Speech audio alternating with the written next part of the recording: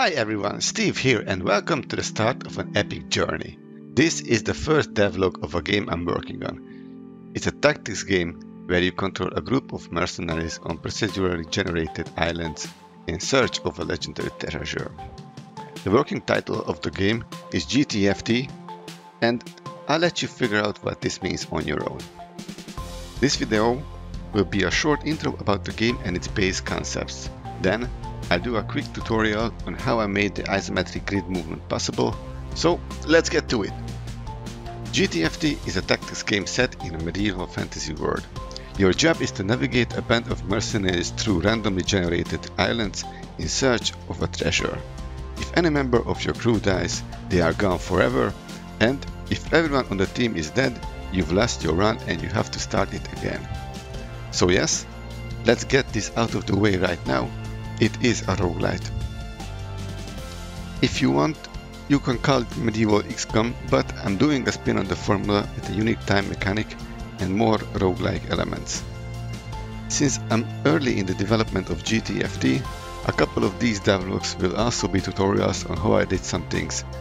With that being said, let's get into the meat of this video, how I made an isometric grid work and how it was turned into a base mechanic in Godot.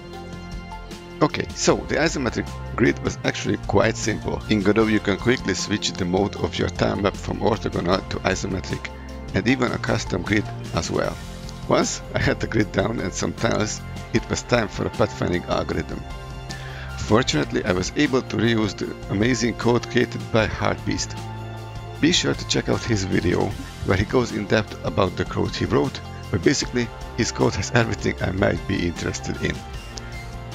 It's particularly awesome because you can categorize the entities on the map into units and obstacles.